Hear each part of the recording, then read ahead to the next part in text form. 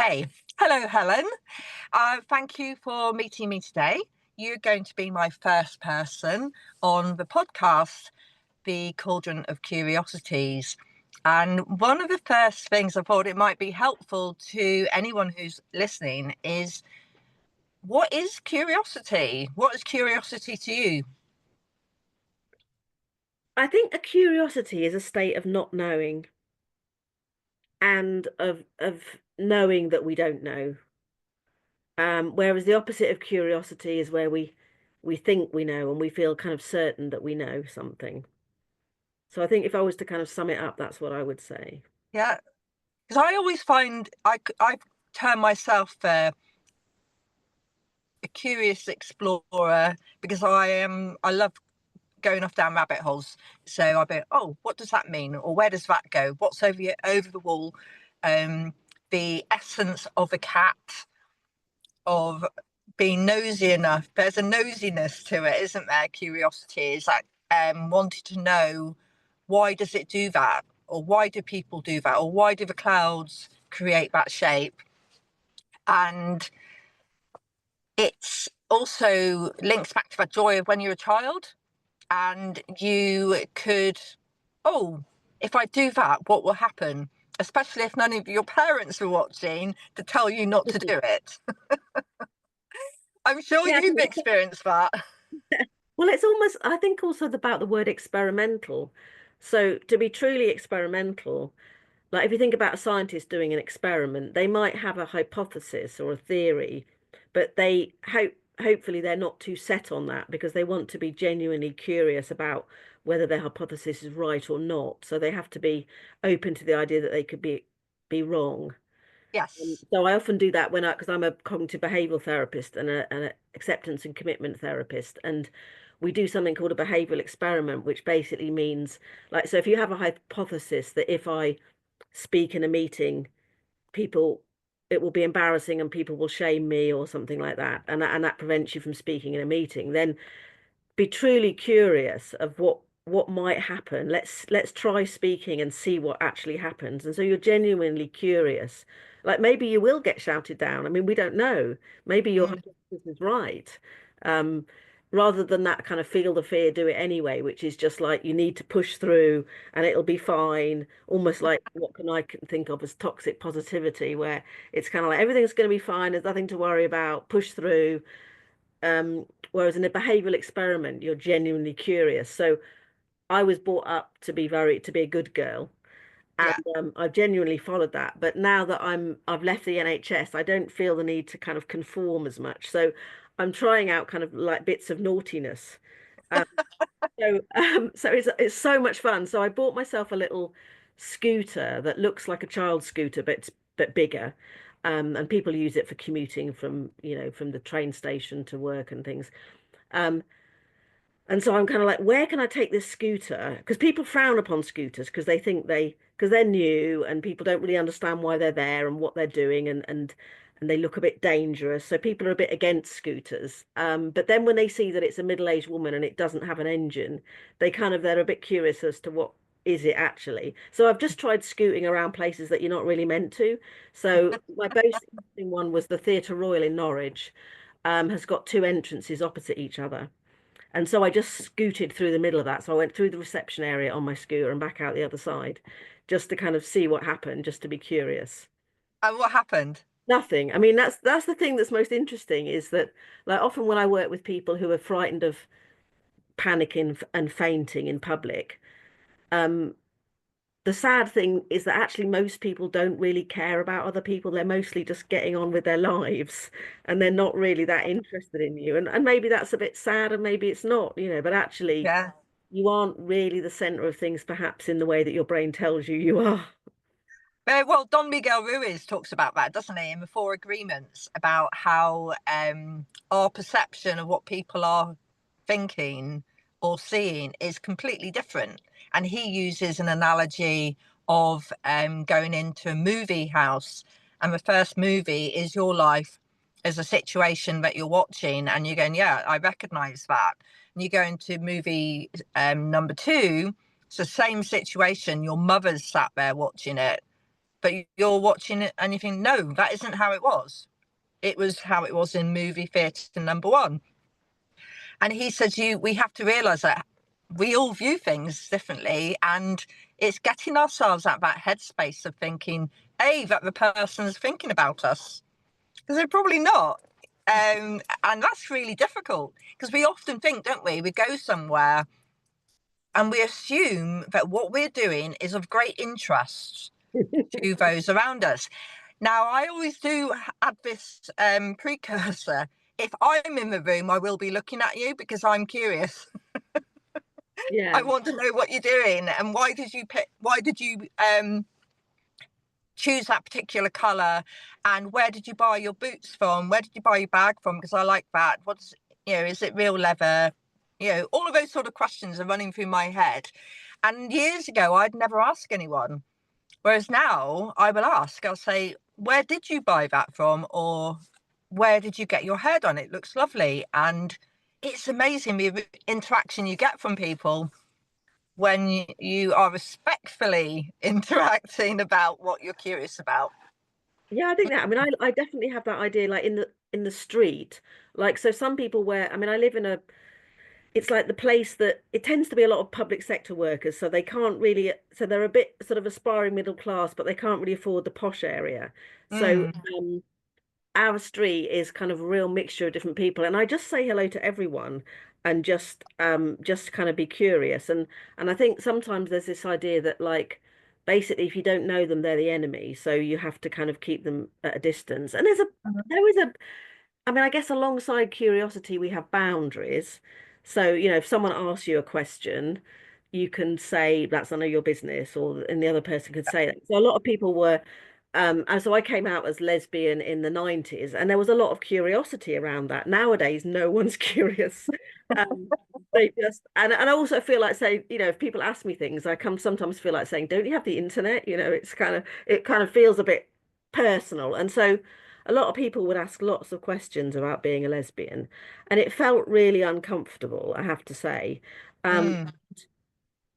I guess it came from a place of curiosity, but I think also there was an inequality. So, for instance, if I, saw a heterosexual couple, I might be curious about how that works, but I wouldn't ask the same questions as they felt they could ask me, if you get my Yeah. drift. Oh, yeah. I do get you. I do understand that, because I've heard people ask questions that are quite personal, and to people who choose same-sex relationships.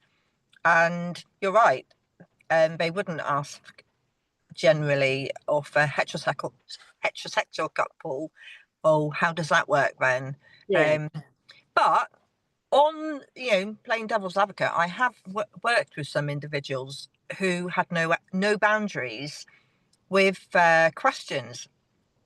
But even trying to put a nice spin on it, I don't think they were coming from a place of curiosity. They enjoyed making people uncomfortable. So they would ask these questions and probably not expecting an answer, but they thought they were funny. So Yeah. it's part of their weird humour. But all it ended up doing was making people feel, oh, well, I'm not going to answer. And they would often get up and leave because they didn't want to deal with it. Or they would get a little bit of verbal abuse back Yeah. as a result, because people sometimes, if they don't understand what you're asking or why, they can be quite defensive, and their levels of defense go from politeness to very unpolite language being used. I suppose because it goes back to, where we were talking before about when a child looks and asks a question, and you said it a lot depends on what the parent is saying. So down to the parent's knowledge and how they deflect it. How much information do you give? Do you say to the child, oh, that person has a genetic disorder, so we will go and have a look on mummy's iPad in the car in a moment and I'll explain it to you? Or do you give a full breakdown of what's wrong with that person in front of them because you know what it is, and embarrass them because they don't like talking about it. So you can see you've got all sorts of, even when you're getting it right, you can still get it wrong. Yeah, yeah. Yeah, and I mean, I think why we were talking about that was that kind of natural curiosity that somehow kind of wanes as we get older. So one of the Mm, things I've been interested in, so one of the things that happened to me recently was that because my girlfriend is American, we've been taking a lot of interest in American politics. And so she was in a situation where she wanted the Democrat to win, which would be our left wing version, and then instead the right wing, which is Trump, that mm, the Republican got in. And so she was kind of very upset. And I said, well, what might be helpful is to look with curiosity at what, most of America voted this way. So let's be curious mm, about what would make someone vote for a very rich, misogynistic white guy as opposed to a kind of small mixed race black woman. mm, But alongside that, maybe it isn't about those things. Maybe it's about, one feels safe, one fuzz doesn't feel safe. And so it was interesting to kind of look with curiosity at that. And then the other thing that happened was that the day after his inauguration, which was just a few days ago, they had a church service. And I don't know if you saw that, but I so did, yeah. yeah, so I'll just, because it's a podcast, I'll kind of explain. So after the inauguration of the president, there's always a church service. So it's not something that gets a choice. It just happens. And then whoever the bishop is of that Washington church does the sermon. And so the woman did the sermon, the bishop did the sermon, and she talked about unity, which I think was already a preset subject to talk about unity. Mm, And at the end, she turned to the president and said, please have mercy on the LGBTQI people and the people, I mean, Mexicans. She was also talking about Mexicans. She didn't use that word. But the other thing she said, which I was then thought, I haven't heard that word before. So she talked about outrage industry. Now, I'd never heard this word before. So I'm like, I'm Googling that. So I Googled outrage industry. Now, this is links with curiosity, I feel, because the outrage industry is the people that make money from our outrage. So every time someone writes something on Facebook, and often it is about either immigration or queer stuff, that's the subjects that people get really riled up about right now. Um, every time that happens on Facebook, any social media, and people become outraged and they start writing comments, um, within that furore, somebody makes a lot of money. yeah. And this happened pre social media. So this happened before, like what sells headlines or, so generally, a headline that says, um, two people make friends or two different communities have made friends and they've built this thing, doesn't make, I mean, sometimes local papers tend to be like that. I did see a paper headline in Norwich that says, rat causes mayhem in city centre, which I just thought was hilarious. I just don't know whether the rat was alive or dead or what, but I thought it felt like just such a Norfolk headline that was the only bad thing that had happened, which is wonderful in a way, that's the only bad thing that might happen in a day. Um, so yeah, I guess uh, what I was thinking about was the outrage industry. So I then looked at some research about social media, and it was talking about how and we all know that the algorithms are a problem on social media, and it's not just about, like, you're led to believe it's about them, about it being so that the products that are put in front of you are relevant to you. So that's the way they Mm, sell it. But actually they're kind of taking your information and using it for nefarious purposes. And even that, I kind of felt like, oh, I don't know if I mind that. They can have it, I don't mind. But then when I actually read about how what they do is that they only show content that's extreme. So the content that's more extreme kind of gets pushed to the top. And this is that's something that's done by the people who own the social media. So also content that causes a lot of interest, which might be outrage, that also gets pushed to the top. But also there's the natural inclination of humans to be drawn towards something that, the same as the child points to something that's different, Mm. they haven't seen it before. Or, I mean, I don't know, if I was walking down a street, I wouldn't notice anybody probably because I'd be thinking about where I was going and what I was about to do. But if I saw some people arguing, I might look over and think, oh, is everything okay? And that's like our natural inclination is that if we hear some people shouting, we look over. Like if I'm sitting in the street and I hear a noise, I might think, oh, that's the bin men or that's the postman. But if I hear something that I think is not that and it seems loud, I might have a look through the curtain. I am a curtain twitcher, I admit it. I'll look through the curtain. I'll be like, is everything okay? What's going on? Has that dog escaped again or whatever? So, our natural inclination is towards the negative. Mm. That's that's my that's my problem in a way with these ex these extremes. So what happens then is averageness, which most people are average because that's the definition of average. If you think about a bell curve, most people are, roughly a certain height. A few people are really tall, a few people are really short. So everything is a kind of bell curve. Um, and social media pushes it towards the two extremes so that then you're forced to choose which extreme you want. So, Mm. for instance, something like Brexit, I think there were quite a group of people who were kind of like, maybe most of us were a bit like, oh, I don't really know. Is it going to be a good idea? Would it be a good idea to leave or not? I mean, there's fors and against, but that wasn't Yeah. the thing that was being pushed forward. It was always the extremes of like, if we stay, it'll be terrible. If we leave, it'll be terrible. And so you were pushed. And the same way as like, people were vaccinated or not vaccinated, and there were these two extremes, and then there was Mm. the anti-vaxxers, so people were labeled. Where in fact, I think a lot of us were like, "Oh, I don't know. It seems like they've made this vaccine quite quickly. Does that seem like a good idea?" There was the bit of us that was curious and doubtful, but we weren't allowed that moment of, "Oh, I don't know," because we had to quickly make a choice, and then we were on either side.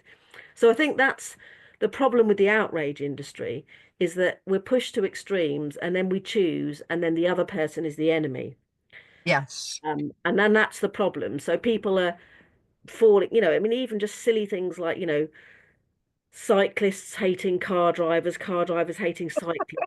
A lot of people are both, Yeah, I It's know. Where does that come from, though? That whole anti-cyclist movement. I've been thinking about that. I think because I say obviously, it's not obvious. I do both. So I think there is a natural separation because the two are very different. They take up the same space, so they're on the same. It's not like pedestrians in cars where you have your separate places to be. With Mm. cars and cyclists, you're sharing the same space. So it's a bit like people in the park. You've got your runners, your dog walkers, your children, and they're all sharing the same space. So there's a kind of natural sense of like what's going on. But I think someone said to me, and I think I might believe this actually, that car drivers don't like cyclists because what they're seeing is someone who's paying very little money to get around. Um, and they're also often overtaking them in a traffic jam. And they've got the wind rushing through their hair, and there's a sort of sense of freedom, and it's a bit annoying because what you're doing is trying to sort of get somewhere and paying a lot of money for the privilege. The cyclists feel frightened of the drivers because they could kill them. The drivers, I think, are worried that they're going to kill them. I mean, I'm sure we've all had that where you're driving along and a cyclist comes in front of you and you think, I could have killed you, Mm. because you did something very quick. But then I've also heard drivers say things like, well, if he takes my wing mirror off, he's not insured. How, and I feel like saying, how many times has this actually happened to you? Where a cyclist has taken your wing mirror off and not paid you. I'm sure it has never happened, but it's that thought. And because we've paid a lot of insurance goes up every year, and cyclists are not paying any of that. They're not paying road tax. So there's a sense of inequality, perhaps. Yeah. One person Injustice.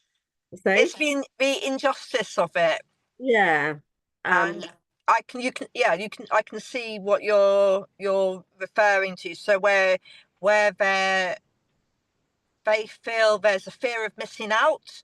You've got something I haven't got, even if they normally do it at the weekend. So that envy is being escalated by maybe some other body, and it's created that dysfunction between the two groups I because it think, feeds that yeah. jealousy. It's like if you look at it as a green monster. Oh well, you could be doing that. Well, I'm not doing it because I've got to work, or I've got to go and do the shopping, and that person's got the freedom that I haven't got. Even though that person might be, delivering your pizza later in the day, and Yeah, all the yeah, checklists I now know. are But that's working. that's called seeing that's asking them to have some logic about thinking about that person's life and maybe taking a little bit into consideration because it's a good example somebody gave recently on a similar thread is people who live in a van and how they're treated by different communities they go into. So if those individuals are bringing purchasing power, they're buying their groceries, they're using the local shops, they might be using the local pub, what is the issue with it? And some people say, well, they're jealous because you've escaped the rat race. You're not having to do the things that they've got to do. So, do people feel more enraged when you've escaped the cage and they're still stuck in it? I think there's definitely that. I mean, I think that used to happen. So when I worked in the NHS, I was working a lot with people. So I worked in psychiatry, and so I worked with a lot of people who were very much at the bottom end of things. So they often hadn't. I wasn't in the well-being service, which is more, the general public. So it was people who'd often hadn't worked for many years and were on benefits and were very much like right at the bottom. They'd be in very rarely owned their own house. They'd be in social housing or council housing, sometimes private rented, but often not. Um, and even though you would see this person whose life was so ruined by their mental illness, and often that had come from trauma. I mean, these things, you don't get personality disorder from nowhere. You don't just kind of wake up one day and think, you know what, I'm fed up with working. I think I'm going to have a personality disorder and just go to bed, or whatever. Do you know what I mean? It comes from horrible traumas. But I think there's a bit of us, and we wouldn't admit it, where we were jealous because this person got to hang around watching television all day and not worry that someone else might be trying to harm themselves, and all the stress that came with working with self-harm and that. So there was that little bit of us that was just like um jealous, even though the person's life was kind of ruined by their mental illness. But I don't know if Mm, we would ever really accept that. I don't think we couldn't really go there somehow because we weren't. yeah. And I think there's a lot of that. Like to me, one of the problems that's happened. So, for instance, if you think about one of the things that's happened with the queer community is that we've become divided around trans women. Mm, Um, it's very unfortunate because we kind of need to stay together, really. I mean, we're not as together as we used to be. So we used to be very much a kind of separate group of people, and now everyone's kind of like a bit on the spectrum of queerness. So we're not like a separate group like we used to be, but still there is a sense in which queer people stick together and see ourselves as part of a community. And so to then have this group of people that um are maligned, or that there's no, it's not that they're maligned, there's this difference. So what happens is that there's some people who are just very accepting of trans women and see them as part of our community. Trans men sort of get a bit forgotten within all this, but the trans women mm, are the ones that everyone seems to worry about what toilet they're in and what sport yeah. they're playing and what have you. Whereas trans men, no one really kind of notices them. But um, so we have these kind of trans women that are kind of part of our community, and then there are some lesbians who are basically kind of saying, well, we don't really like the trans women because they shouldn't be part of our community because I guess because they have penises. I mean, I'm being very blunt here, but this is, I think often what isn't talked about within trans women is that it's the penis that people are worried about. Mm, That doesn't really ever get spoken of. But I think, yeah. so when it comes to things like toilets, that's what people are kind of worried about. And Yeah. Ricky Gervais made some quite blunt sort of jokes about this subject. Uh, so I guess what has happened is I think then then what's happened is that we're not allowed to be kind of curious about this subject. We have to kind of choose that we're either for trans women or we're against them, and we're Yeah. supposed to choose. When in fact, I think most people have maybe some level of discomfort or some level in which we kind of think, well, actually, women who've been born, who were assigned women at birth and are doing sports, have always struggled to get paid properly and to get recognized. I mean, we're only just getting women's football now Mm. in a subject. So I think and it's weird because even like as I'm talking about this subject, I'm feeling anxious Yes. because I'm kind of thinking, wow, this could be recorded and listened to by people and they'll think that I think a certain way. But what I'm trying to say is that I feel like our natural curiosity about a subject has kind of been pushed down because we have to quickly make a choice. And I can remember saying to my girlfriend, I don't know which side I am on with trans women. And she said, you don't have to be on a side. There doesn't have to be a side. So I think that's what the problem is, and that's what's happening with social media, is it's stopping that curiosity where you just kind of sit there and kind of think, well, actually, you know, there could be some issues here that we do need to try and work out how. Because what I would want is that whenever anybody goes to the toilet, whether they're male, female, trans, whatever, that they feel safe in the toilet. Is that too Yes. much to ask that you can go for a pee and not feel frightened? That's what I want for people. But what's happened is we're supposed to have this debate about whether or not we agree who should go in what toilet, but that isn't what it is. What we want is for people to feel safe when they go to the toilet. Yeah, I suppose, and that's something that the press has played around with people's fears for years around the lack of safety around public toilets. And I do wonder if that's had a knock-on effect on the damage that gets done in them, and the fact that local councils are wiping out so many public conveniences, so they're not available to be used because they don't want to get involved in it. They're saying Yeah. they don't have the money, but actually they can, some places charge and have it there as a facility, and it can be done. And you can have you can have no sex on the outside, so you can have a disabled toilet that's open to anyone, and you can have a toilet that is for whatever gender wants to go in and use it, as Oh, I long as see. it's got a door that locks and it's clean. I just want running water, and yeah, and to be able to lock the door is always of benefit. But it's just, and you would think it was something that we could have. You would know if you go to a town that there's a public toilet, but we're losing that, and I Yeah. do wonder if that's been a fallout, but I I'm think not quite sure where that's come from. Why is that happening? Why are we losing our standard facilities? Why have we got a system that's worse than Victorian times? yeah, so I think what's happening is COVID has allowed toilets to shut and not reopen. Mm. Um, so that happened in so we have a local shopping place called Anglia Square. And if you look up Anglia Square, it's hilarious because it's become this kind of entity, where everyone talks about Anglia Square because they keep trying to knock it down and then not knocking it down and different things. So but anyway, that's a side issue. But yeah, they shut the public toilets there and now you have to go to Greg's. You don't have to buy anything, but you do have to ask them for the number.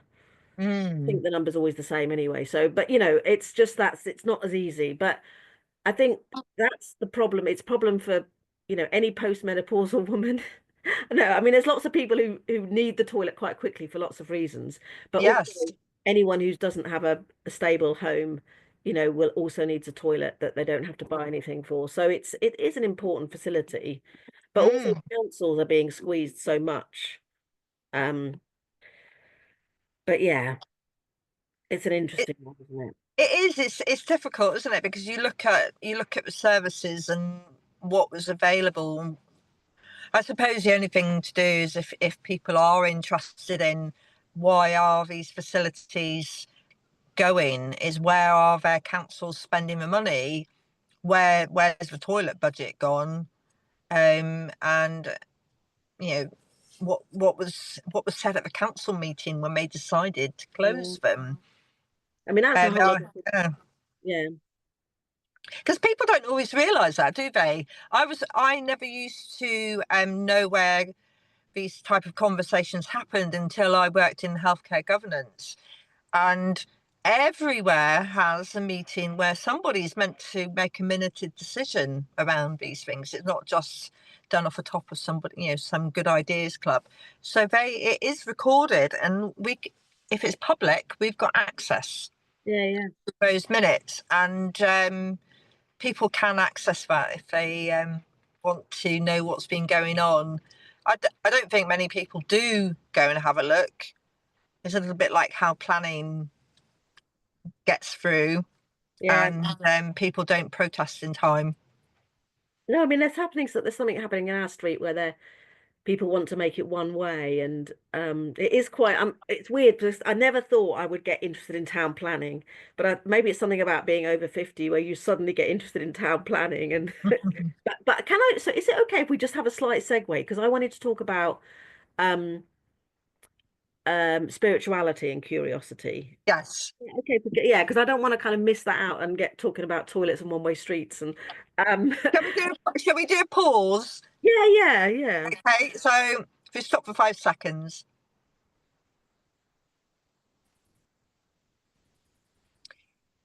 Okay, so Helen, tell me about what makes you curious when it comes to spirituality. Well, I'm particularly curious about the fact that people aren't curious. Because I was brought up as a Christian, so I was brought up in the Church of England, and that's partly, it almost happened from birth. So because I was adopted through the Church of England, I then ended up being, there's actually a letter that's saying we think Sarah, which was what my original name was, we think Sarah would suit a good Christian family. So I'm not quite sure how you work that out from looking at a baby as to what kind of, whether a family should be Christian or not. But yeah, so the Church of England Children's Society adopted me. So I was kind of very curious about religion as a child. And I've even got my original communion book, which is so confirmation is when you're sort of in your early teens and you decide to kind of confirm yourself into the religion. Hmm. So that often most religions will have some kind of thing like this that happens in the early teens where you sort of make a decision to commit yourself. So I'm looking at the original book, and there's all these questions I've written, like, did Jesus really die? And was he born of a virgin? Did he really rise again? And is he really the Son of God? So all these questions, and there was so little space written for this particular question that I'd kind of gone down into the margins. So that was always there, that curiosity. And then later in my life, when I was at university, I became an evangelical Christian. So that was an even less curious place, where there was a lot of very definite ideas that were given out about how things should be. And it was all based on, well, if it says it in the Bible, then it's how it should be. And there's two problems with Hmm. that. One is that there are a lot, a group of men decided what should be in the Bible out of all the sacred texts there should be. So even what's in the Bible is kind of questionable. But even within the Bible, which may or may not be true, a lot of it's allegorical. You've also got the fact that it was originally written in another language and it's translated. And so there were lots of, to me, there's lots of problems with having a kind of only a Bible-based view of the world. Um, so then eventually I became a Unitarian, which they were, so they're a bit like Quakers, but they're basically the people who, at a time in Britain where you basically had to be Christian and you had to believe in Jesus being the Son of God, and you weren't allowed to have any other religion, the Unitarians kind of said, well, that's not okay. And so they could be put in prison at that time. They could be put in prison for not being that. So what happens now is Unitarians are quite kind of curious individuals who are kind of like basically saying nobody knows for sure. Like nobody really knows what happens after you die. I mean, there are people who say they've died and they've come back, but there's not very many people that's happened to. So we don't really know. We don't, to me, it seems like the world is a very mysterious and curious place. And we don't really understand why humans are here, what they're for, what anything's for. And I certainly, as time goes on, I feel less and less that humans are the only spiritual beings. In fact, in a lot of ways, I think we're the kind of the least spiritual beings because Hmm. we're so not in the moment. Yeah. As soon as I mean, one of the things about acceptance and commitment therapy is it's based on the idea that one of the problems we have as human beings is that although we're quite clever because we can plan things ahead of time. So when we had this meeting, we were able to plan that we would both be free at this time and we could sort of plan ahead. I would argue that probably animals aren't able to do that, although there is an element of planning, but not in the same way as with humans. Um, and we can also think back onto past mistakes and think, right, I'll learn from that. I won't do that again, probably, but at least we can try to learn from our past mistakes. But also alongside that, that gives us a lot of anxiety because we can think about how we regret what we did and then we Hmm. worry about the future. Um, but I think that little time traveling brain of ours then makes it so hard for us to be truly in the moment, which is what animals are able to do. And so in a lot of ways, animals are much more spiritual and much more connected. And I am much more earth-based than I used to be, which is why I've sometimes been to pagan moots locally. Um, so so that kind of, I guess for me, I think it's really important that we're curious about spirituality and we always come from a place of curiosity, and particularly when we're looking at other people's religions, because when you Mm. look at a lot of the problem, I mean, people always blame religion for wars. I think even if we didn't have religion, I'm sure people would find a way of fighting. I don't think we can really blame religion for wars. I think you could blame oil for wars, or you could blame money for wars. I mean, I think probably humans would probably be would blame for wars, but often we're not curious about other religions. And I am really curious about other religions, even when I guess, even when I see things that I don't feel that comfortable with. So our local mosque has grown a lot bigger. I'm fine with that. I think that's great that people are, to me, it's great that anybody has any kind of spiritual life. To me, that feels really important. But it's got so big that there isn't room for the men and the women to worship on the same day, and they worship separately. So basically, the women aren't allowed to worship on a Friday, because the men have taken the women's space. Oh. Now, I feel really uncomfortable with that because to me, the solution to that would be to, you know, not, well, I don't know what the solution would be, but you wouldn't stop the women from worshipping. You would find some other solution. But at the same time, what I want to do is be curious about why. I don't know. I think if I'm honest, I don't feel curious about that. I feel that that's wrong. Yeah. But at the same time, I mean, like the other thing that's happened is that our local park, um, a lot of the children's activities are run by the local evangelical church. And so there's part of me that's very uncomfortable with that because I know that they're also very transphobic and homophobic. Um, but at the same time, as the guy that runs the cafe said to me, the Socialist Worker Party aren't about to run the children's activities. So until that happens, we're going to have the evangelical church do it. And this is true. So at the end of the day, I can have my kind of values around equality. But what I also value is that the smiles on those children's faces when they're getting a week's worth of free face painting. And what child doesn't love face painting? I don't quite Yeah. get it myself. I kind of I just don't like the idea of someone's face being that near mine and then painting it. But children love it. So I think Mm. there's areas where I'm not curious, where I just kind of think that feels wrong. But at the same time, there's that kind of live and let live, I guess. Yeah. At the end of the day, I'm not going to do anything about changing those things because they're what they are, and most people think it's fine.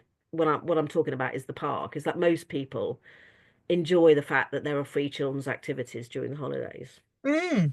And that's the community spirit being encouraged. So, excuse me. I wonder if any other groups consider doing it. Yeah, what do you mean? Excuse me. I wonder if any other groups in Norwich had considered running children's activities for free in the park. Yeah, I mean, it's interesting because there is a kind of local collective called the Common Lot, and they're very, very queer friendly and I would say left leaning, but they're basically a choir. But they do lots of activities in a local centre for children and things like that. I don't know if they would do anything in the park. They do. I mean, they're doing something on Mousehold Heath, which I mentioned earlier, a kind of play to do with Mousehold Heath. But I kind of think it's interesting, isn't it? Because I presume that one of the reasons why the church does those activities is that it hopes that maybe some of the children will then come to that church. I didn't get the sense that they were particularly trying to depart, trying to impart any of their beliefs during those activities. It felt like they were very much, this is what, we're just giving you activities. We're not sort of influencing, but maybe they hope that people will come to their thing. But I suppose in a way we're perhaps we don't like to admit it. Perhaps all of us are hoping that people will agree with us at the end of the day and join our way of thinking.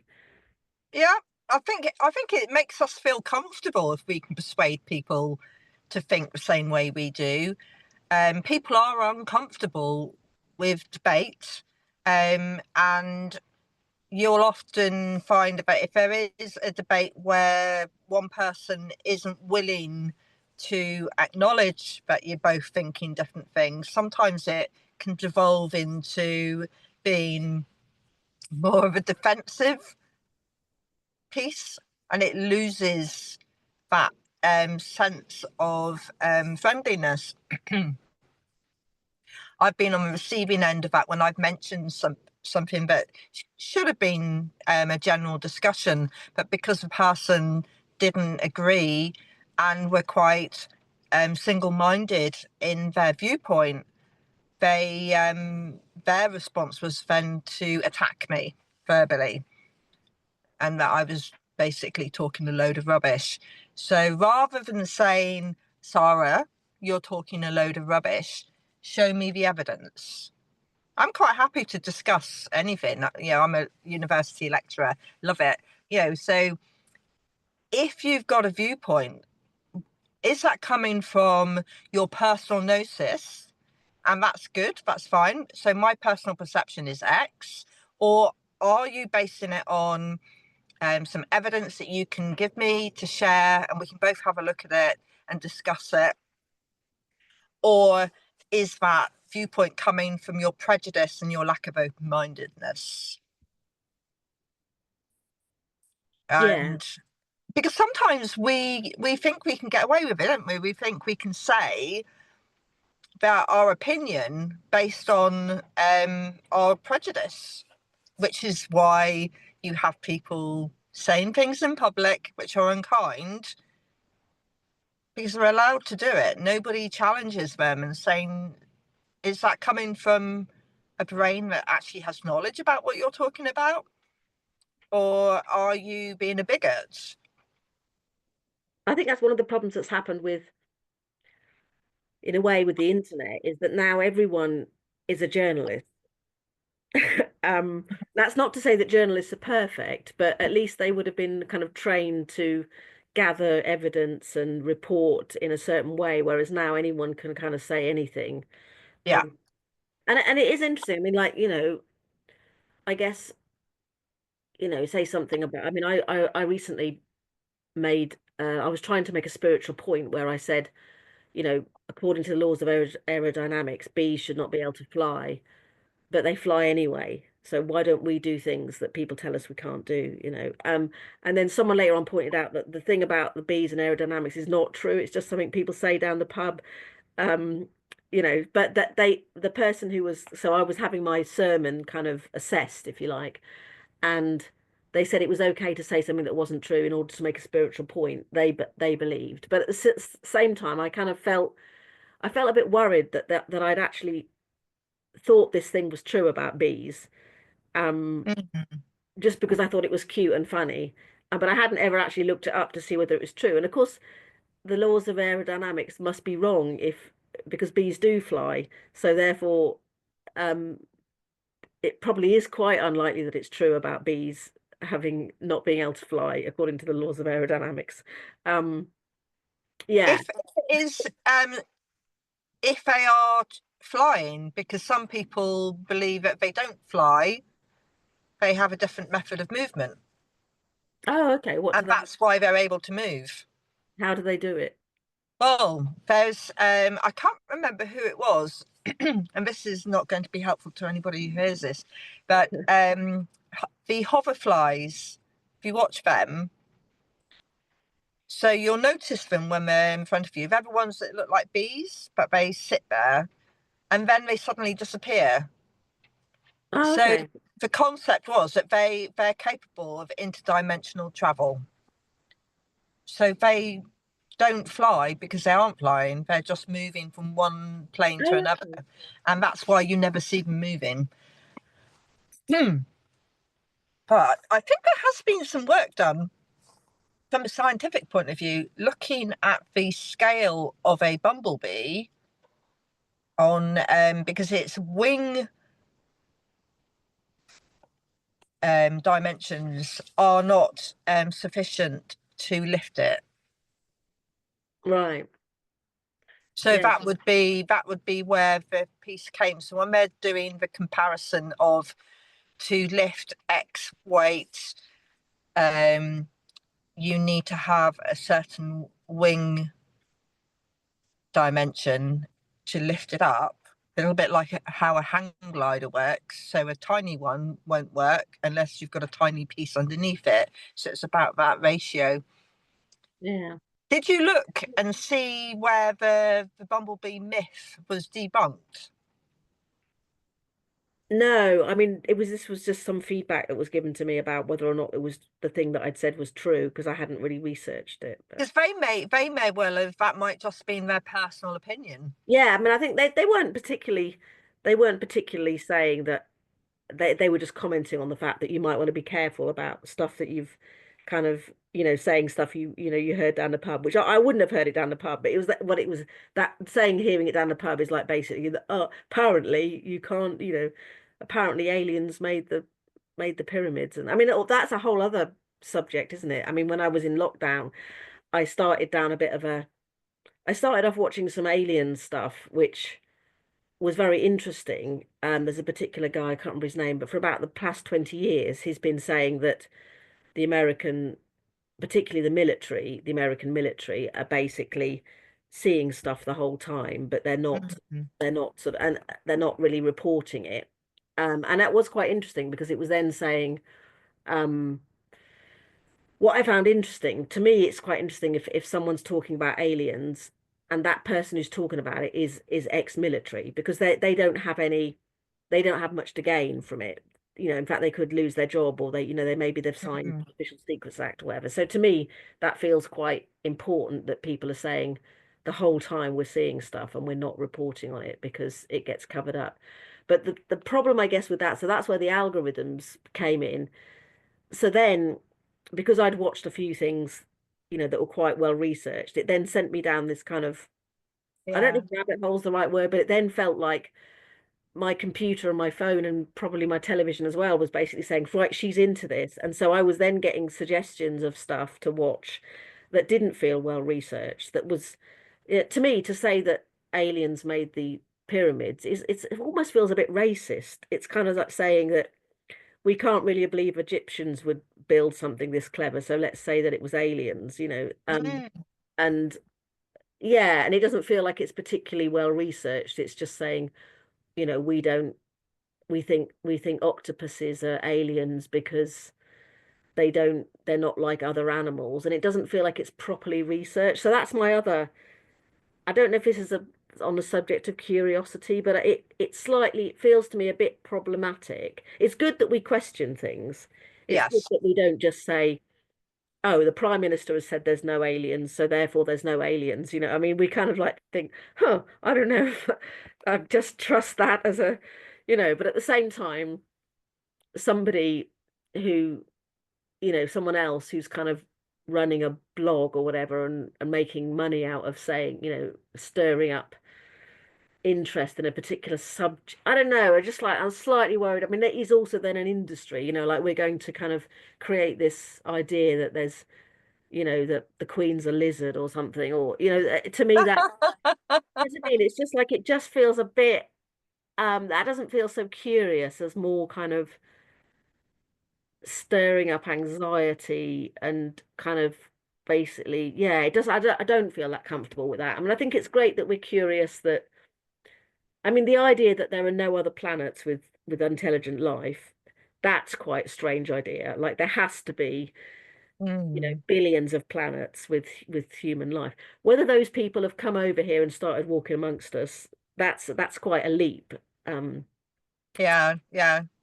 I suppose the problem is that there are people with theories on different levels, um, walking around all of us, and we probably know people who have personal perceptions about what they think. People don't tend to talk about it so much, um, face to face, unless they're down the pub, and then we hear some interesting stories. Um, but what we see on the internet, sometimes some of the stories on the internet where people start sharing their experiences, sometimes it takes one person to say, this happened, and then people then say, oh yeah, yes, that happened to me as well. Yeah, there's some that is, certainly. I mean, that is the thing that is great about the internet. So before, I might have been, I mean, for years, I never thought there was anyone else gay, And so, in a way, the internet has really changed the way that we communicate with minorities. Yeah, Mm, you're right. Like the first person who says they were abducted, that would have been quite brave to kind of be the first person to say that. yeah, So what you're saying is, so now all those people who've had that same experience yeah, they can, can. Because what I've noticed is there is a tendency in our past history that if somebody stood out and was different, they were often put away.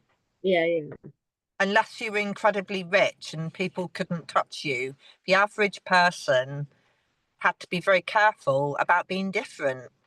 And there's a lot of research to back that up, with what we've done to people, where they were incarcerated, even for the having a child out of wedlock was enough to put you into an institution yeah, because yeah, you were displaying behaviours that weren't acceptable to society. So yeah, there's quite a lot we've done to people. And I suppose that's part of the reason, maybe, why people can be quite cautious about sharing some of their thoughts face to face, because we've got a hangover effect still, because there's still people alive who would have known the people of that generation that were doing that. yeah. Um, And we don't have that. Yeah, I mean that is one of the things about the internet is that otherness is kind of it's much more easier to kind of share stuff and connect up with other mm, people. But at the same time, I don't know if this is a good example or not, but there was recently we found a small bird in the street and we were trying to sort of work out what to do, and we could see that the parents were up on one of the roofs. And so we have a WhatsApp group. So I kind of said, "Oh, bird in the street," and then suddenly there were all these people in our street who were all kind of trying to work out what to do. And what was interesting was that I wanted to put it on our local NR3 page, which is our sort of postcode page, which is a bigger area. Obviously, there's quite a few thousand houses in the NR3 postcode, but I didn't want to because I knew it was a seagull, and I knew that as soon as I said seagull, then there would be this kind of they should go back to the coast, and and so there's something about, although we are incredibly connected, there's something about that, the fact that we can very quickly write a negative comment underneath and even do that anonymously. And you could mm. say, well, okay, that doesn't equate to being locked up in an institution. The danger's not quite the same. Yeah, so I mean, it is just an incredible world we live in, really, isn't it? It's just It is. it's I not suppose quite sure what how it it's comes going. down to, if I was, analysing that, is that there's still fear about being honest. There's a fear to be, that we can't say what we really think because of how people judge. And sometimes we're pushed, and our perception about judging is happening on social media all the time, because people can write anonymous comments, and places that you thought were safe aren't necessarily safe to be open, because sometimes someone will step in to that group who's joined it for the wrong reasons, Yeah, and they will disabuse you of a fact. And I've saw that recently in a Facebook group where they were talking about coming together to send positive energy across to where the wildfires were in America, and joining together at a set time. And but somebody came through and made a comment that which really was unsupportive, and the person who ran the group said, if you don't agree with what we talk about on here, why are you in the group? Maybe this isn't the right group for you. And I believe there was a bit of back and forward conversation around, because this person, well, I've got a right to be in here. Yes, you do have a right to be in here, but we still have a few rules. yeah. Yeah. So I think So, there was something about that acceptance, but also alongside that boundaries. Um, mm, like I heard this recent thing which was called the tolerance. What was it called? The tolerance. Um, can't think what the second word was. It basically says that if you tolerate everything, then it becomes unsafe. So we like the idea that we're tolerant, but then so you might be tolerant in a group about prayer, say, or a group about sending positive feelings. So you're tolerant of all points of view. But then if someone comes in that makes it unsafe, then mm, you mustn't tolerate that, because then it makes it unsafe for everyone else, yes, Like, so, yeah. like if you're in a meditation group, you kind of go, oh, we welcome everyone. But then if someone comes in, like I tried to do, I took my dog into a meditation group and it was very noisy. And so I was banned from the, I was banned with my dog from the, which is right. I should have been told that I could only come without my dog. Yeah. Yeah. No, and I think it is interesting when people have an open invite, anybody can come in, and how they work within the rules of that group, because are they told, well, this is how we tend to do things, or are you openly, whatever you do is okay?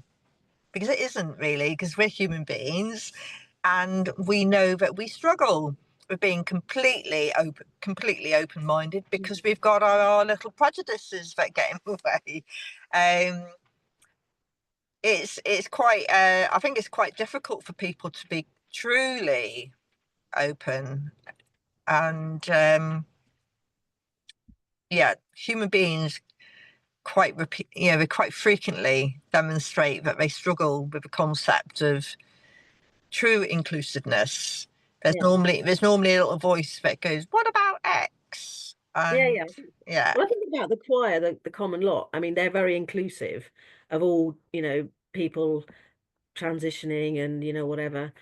um, and all people. But if somebody was voting UKIP, they probably wouldn't be welcome. I mean, I don't yeah, know. I'm saying that, and I don't know because I'm not in the group.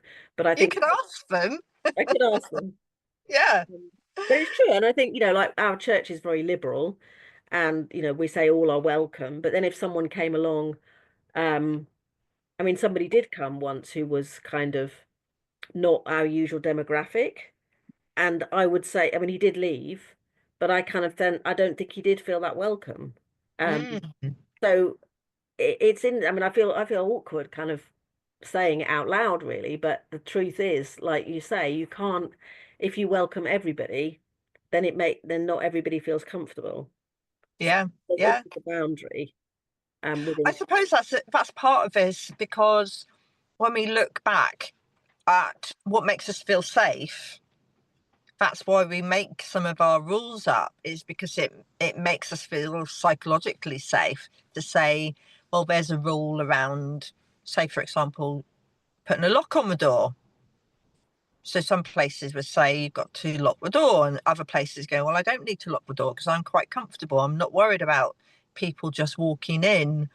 And so it's about managing our expectations as well.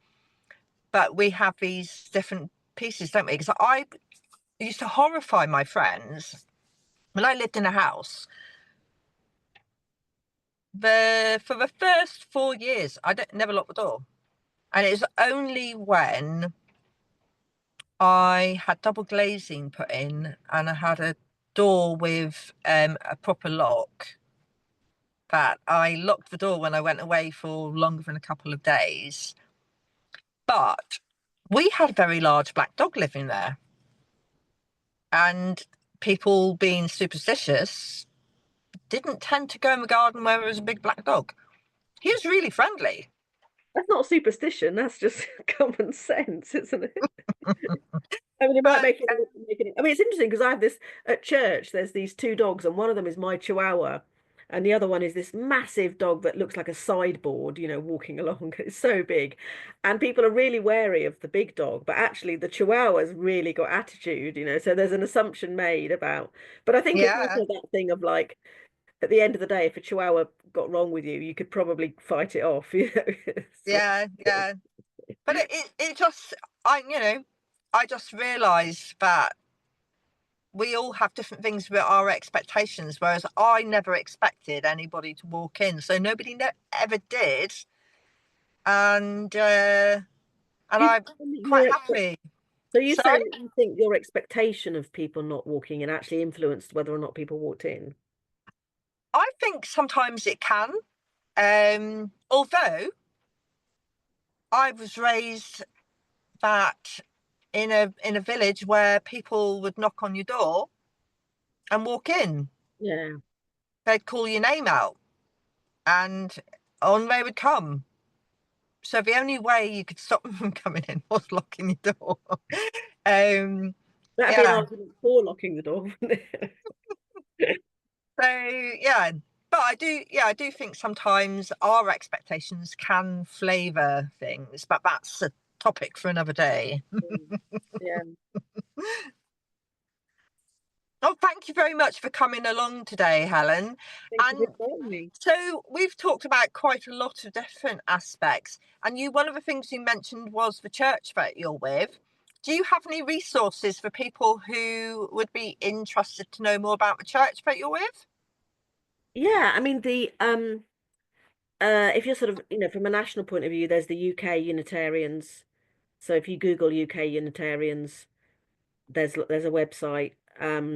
Locally in Norwich, it's something called the Octagon Chapel.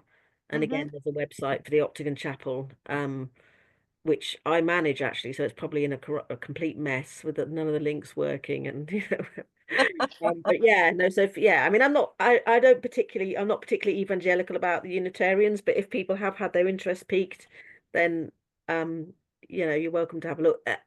From the American Unitarians are called Unitarian Universalists, so they have a Okay. and they have a national website as well. And if people have listened and they've heard you mention your role as a cognitive behavioural therapist, how would they find you? Oh, so I'm on the counselling directory um, as Helen Simpson. Mm-hmm. I think there might be two Helen Simpsons. Um, but I'm the one that looks like a lesbian out of the two of us. And Oh, I'm the one in. Well, I mean, the other one doesn't at all look like. I mean, I got short hair, and also I'm Norwich based, so and I'm okay. happy to see people over Zoom. So Yeah. I only have a small number of clients because I also something I haven't mentioned here today is that I do performance, I do comedy and poetry and things like that. Um, which is another maybe a subject for something else. I am curious about what makes people laugh, but we didn't really talk about that. But Yeah. yeah, so people can find me on the counselling directory. I mostly only use Facebook, and I'm Helen Simpson on there, or I'm Helen of Norwich is my kind. Helen of Norwich is my kind of comedy name, so it's kind of like Julian of Norwich, Yeah. Helen of Troy, kind of mixed together. So I'm Helen of Norwich, guerrilla artist on Facebook. Because I used to do a lot of guerrilla art, but I don't now, and it's quite hard to change your name on Facebook. So that's where I am. If people want to find me, they're welcome to get in touch. Okay, brilliant. Thank you very much.